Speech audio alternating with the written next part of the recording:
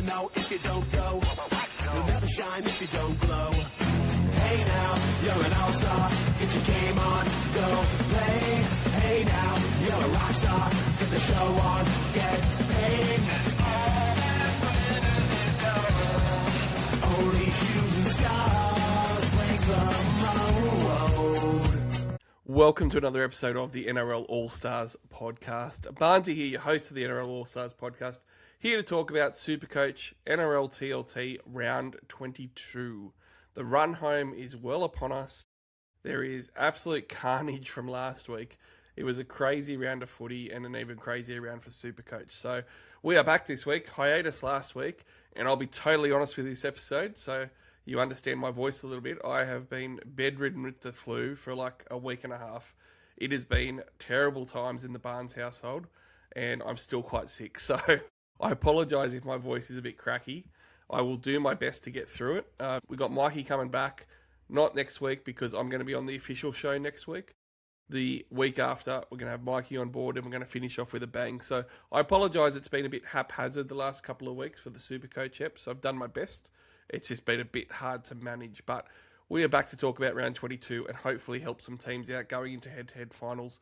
So for this week, we're going to start off with a bit of a strategy chat. And the strategy for this week is actually one that I reminded myself of through my own errors and also through some of the West Tigers controversy that we have seen this week with Adam Dewey. And what do I mean by that? Well, in this strategy talk, we're going to talk about how it is important for you to also consider the real life ramifications for teams when you're looking at your SuperCoach team. I did not do that with one of my trade-ins a while ago for the buys, and I'm paying the price now and never should have done it.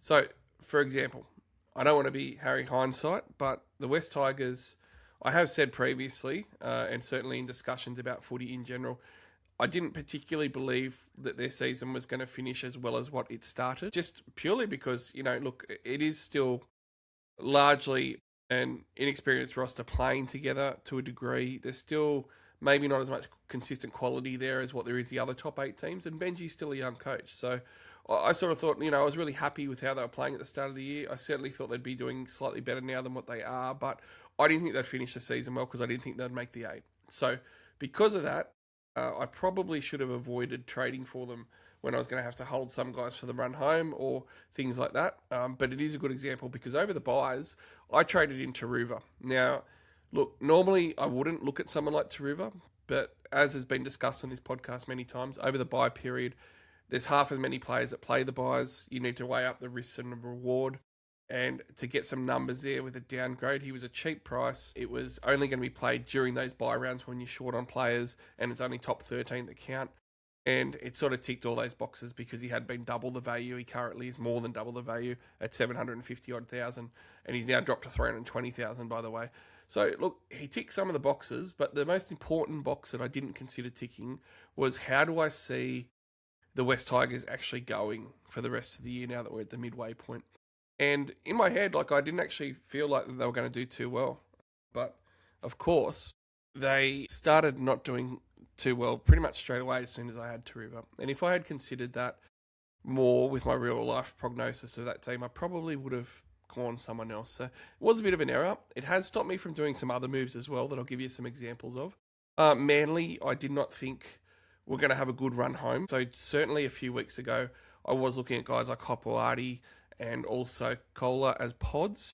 And not saying that they wouldn't have worked out. I just went other ways and ended up saying, look, I don't think that the Manly's going to finish the season very well. And that's worked out.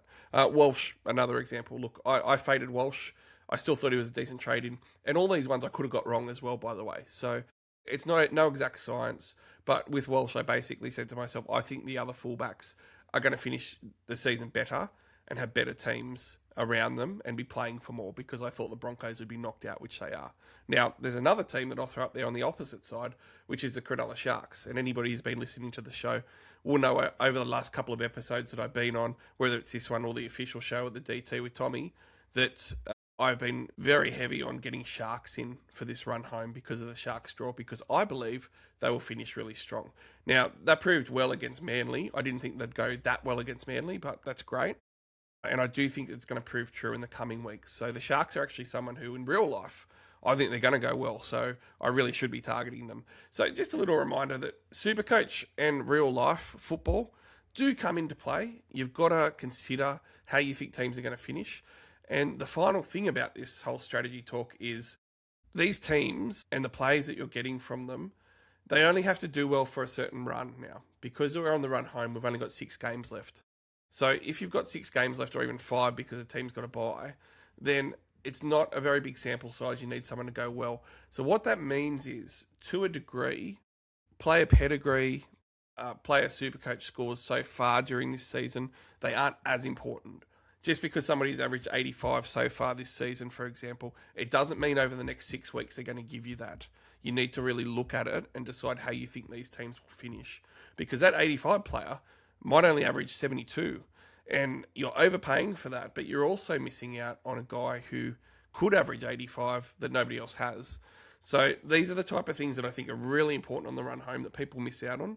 And it's not to say that guys who have gone well in SuperCoach all year won't and aren't options. It's just about evaluating it and evaluating their matchups for the run home, evaluating what they've got to play for as well. Because obviously if teams are well out of the 8 now, like Harry Grant's a good example. Look, you know, he might not come back. I doubt Cameron Munster will come back for the season either. These are things to consider. Other guys might get rested. Dewey might end up still getting moved to a different position, even though he's playing halfback this week. Just some things to consider with your run home strategy. Now we are going to look at the trade market, and at the moment, there's 2 key questions I think on the trade market when you're looking at the trade activity. One is your Lucas replacements, and the other is your Grant replacements. So at the moment, the big Lucas replacements are Sasangi, Preston, Toby Couchman, and Jack Williams. Now, there is a couple absolute banger pods in there. The first one being Preston. Preston's ownership is exceptionally low at the moment, so he might still be a pod after this week, though he'll probably get above it and be more than 10%. But at around the 500k mark, he is absolutely huge value at the moment. So I really like him. Obviously went well on the weekend. Couchman is an excellent buy. He scored almost 90 on the weekend, had like 75 in base power, which is ridiculous. A couple of things to consider at the moment with guys like Couchman. He is a quintessential example of potentially going a different way because of the team that he plays for and the balance of year. What I mean is, there is every chance the Dragons might reduce his minutes a little bit. He doesn't have the upside of attack either. And the biggest thing, which I didn't mention in the strategy, is one of the things to consider with these trades. If your team's chasing or you need points of difference, someone like Couchman's already 33% owned. So bringing him in is not going to do you a lot of favours in chasing teams. It's probably not going to be a unique in many matchups for head-to-heads. And he's not going to be able to chase the pack in overall either. Whereas someone like Preston will be able to much more. Someone like Jack Williams is like 3% owned. So he's been killing it, but he's also got back-to-back tons. So you probably need to ask yourself, you know, how much is he going to keep playing those big minutes for someone like the Eels? Maybe he does. I do like him at his price point. But certainly, I think that Sasangi deserves to be up there near the top. Obviously, the dual status and everything. But he's even at 19.7% owned at the moment. So he's probably going to be at 25% owned. So really, it's very team-specific, everyone. And some pods that aren't being traded in definitely are worth mentioning. And the first one of those pods is Britton Nickera. He's still only 514,000, 53 BE, so he's basically bottomed out. Got a 72 on the weekend. It was concerning that he only played the 63 minutes, but his 5 games before that have all been 80. He was 75 before that. He came off the bench for a couple of games before that. He's mostly been an 80-minute player still, even with Burns there. So I think that it's fine to get him in. The Souths game this week is at Shark Park, which is huge. And then the Sharks have that magic run of Dragons, a home game against the Raiders, and then away versus the Titans, and also the Eels finishing off with the Storm at Shark Park. So it's, I think, my favourite draw out of any team. And Nickera is actually averaging his career low at the moment since he's been a bona fide starter, 49 points a game. I'd expect that to bump up to about 55. And if it does that, he's probably going to need to average 70 plus for the run home. I think that he can. And at 500 odd K, and the chance of maybe getting a ton on that run home, I think he's running at some really good edges where he's got that opportunity. So he's definitely a guy to look at a bit of a risk-reward pod play. Another guy that's cheap is Keeley. So Oren Keeley went across from the Dolphins to the Storm a few weeks back, and I really liked him as a draft pickup, which I mentioned. But I was a little bit worried that maybe he wouldn't keep his job to purchase him in Classic, and maybe there just wasn't room for him at 320 odd K. He's now just over 400K, and he played really well on the weekend, and he's a super pod at the moment. Now, he's not going to get over 10% ownership at all. He'll stay at a few percent probably, but maybe he'll get up to 5% if we're lucky. He's got 418,000 price tag and a minus 14 break even, which might matter to most teams. Doesn't have the best draw, but there's teams that are trying to get Hines or Cleary in at the moment this week who are the popular trade-ins. And if you're doing that, you're going to have to look at some guys that are cheaper for a downgrade to free up money. You're going to free up almost $400,000 if you got in a Keeley. And it wouldn't surprise me if Keeley actually matches those more highly owned second row forward guys as well.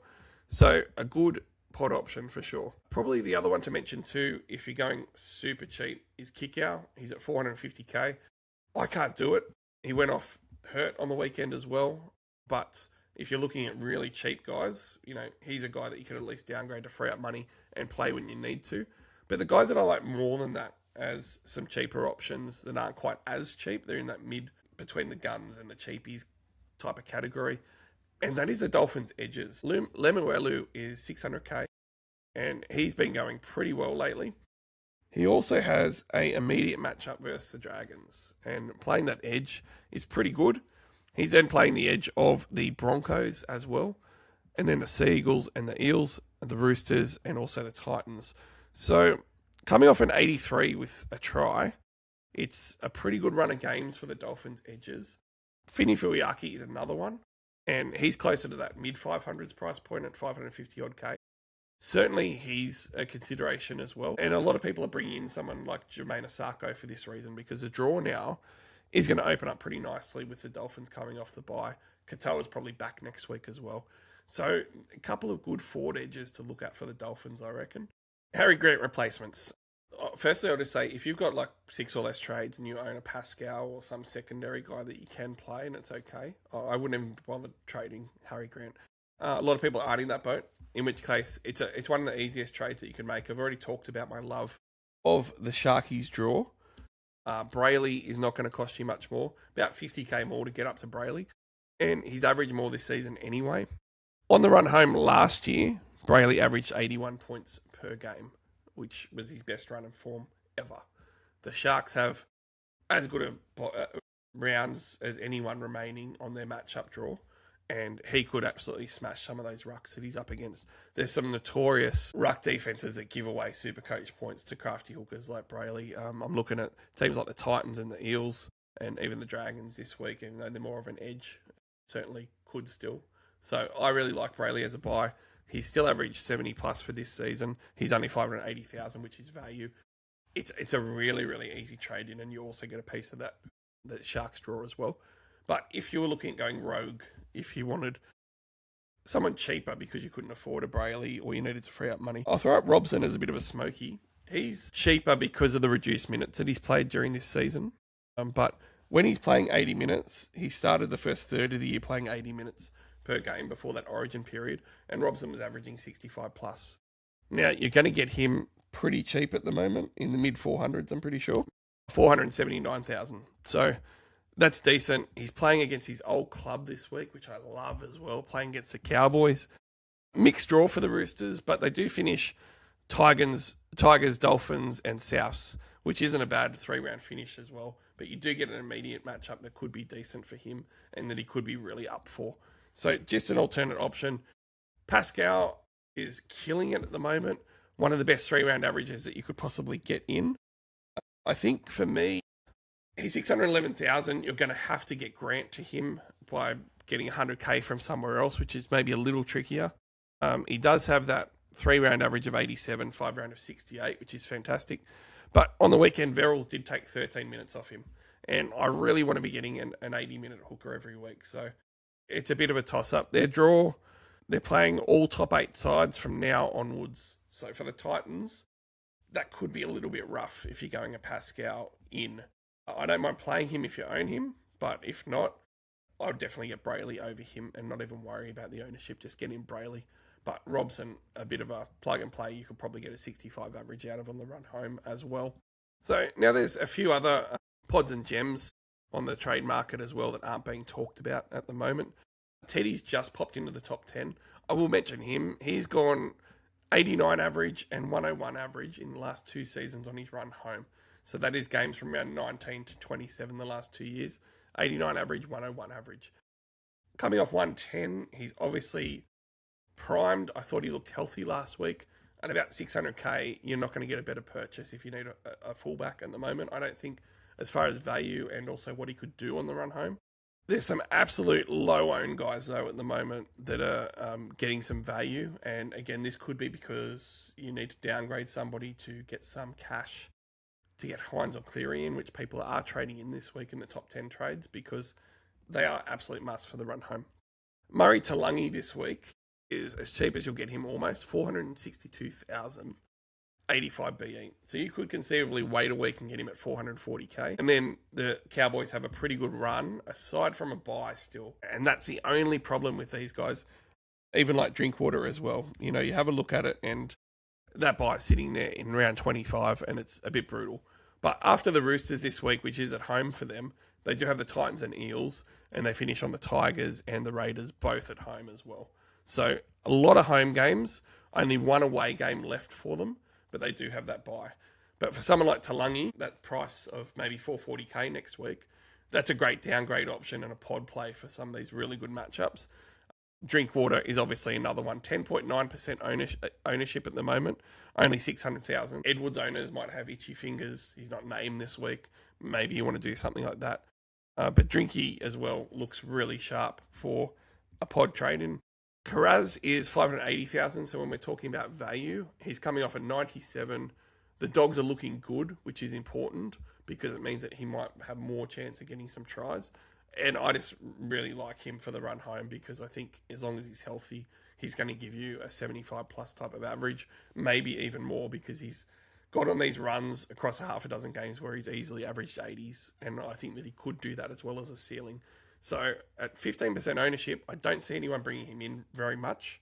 Not large numbers of trade-ins anyway, because Carraz has just been really hard to own this year with his injuries and how often he's been out or gone down. So that's really good if you want to have the big balls and take the risk. Mulatalo's the last one. Now, I've already spoken about the Sharks draw a lot. He's coming off a ton, and you're going to get him sub 600k. So if you want a piece of that Sharks draw, 596,038 break even. He's an easy one to get in. He's gone 100, 65, and 76 his last 3 weeks. And he's also gone 129 previously against the Dragons, which is close to a career high. 110 versus the Titans. His numbers against the opposition he's got left are absolutely mint. So really like him as a part of the draw if you wanted somebody that's massively under 10% owned and not going to get 10% plus owned. Ero's one of my favourite trades. Love him, have for months, but 20% ownership, that's one of those decisions where you go, you know what, I'm going to chase the upside of a guy that's only 3% owned and not go the 20% owned guy in Euro. And those are the type of decisions that can win you your head-to-heads or get you up the ranks a little bit quicker on this run home of 6 games left in the schedule. Captains this week. Right, the voice will get through it, everyone. I promise you, I'm going to get through the games here. We're going to do it together. I apologise again that I've been sick for 2 weeks. I'm trying hard. We will get there, I promise. But before we do, I am going to mention the great partner of the NRL Allstars podcast in One World Courier. You go to oneworldcourier.com.au today for any freight or shipping needs. Basically, if you sign up for a free account, plug in whatever you want to send, where you want to send it. They'll give you all the options. So if you want to choose like TNT or Ozpost or whatever, it'll give you all the prices. Just pick whoever you want. And then they take care of it all for you. It's really simple. It's a great service. And they're not just a great sponsor for the All-Stars podcast, but they're great for rugby league. At the moment, I shared just today on Facebook, they're giving away free passes, double passes to go and see the Tigers play this week for Tigers fans. Jersey sponsor of the Tigers as well, so they have some great giveaways. Go and jump on oneworldcourier.com.au today. And when you do sign up, make sure that you let them know you came from the All-Stars podcast. First game of the round is the Cowboys and the Roosters, which presents an option for James Tedesco to be captained pretty early, and he will be a bit of a pod captaincy option. He looks primed to go well on this run home. His numbers, like I said to you, 95 average across his last 2 seasons on his run home. I think that it's a definite option playing against the Cowboys. Bit of a shame it is away, though, and he doesn't have the greatest numbers recently against the Cowboys, even though his last game was a ton. The 2 games before that were definitely not. Guy I like a little more, although he's down in form a bit. Herbie's playing the Dragons. Now, he could absolutely tear up that Dragon's Edge, but he has been down on form. Now, will that keep coaches off him for a VC option? Possibly. He's gone 79, 36 and 55 the last 3 weeks. That's a 3-round average of 57, which is his worst 3-round average on the year by far. And I think it might even be the worst that he's had even the last 2 years.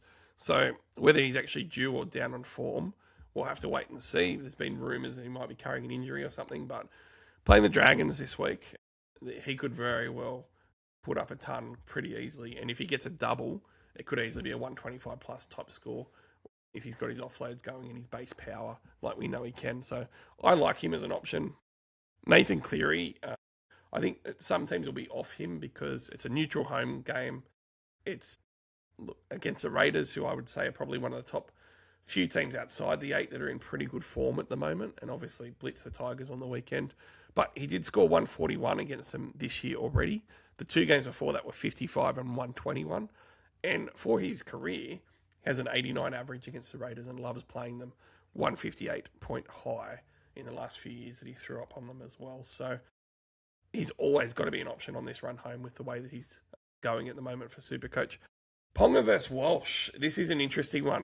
I think a lot of people would say, look, I'm thinking about a pod Ponga captaincy. He's coming back from injury, though, even though it was minor, and he's never turned against the Broncos before.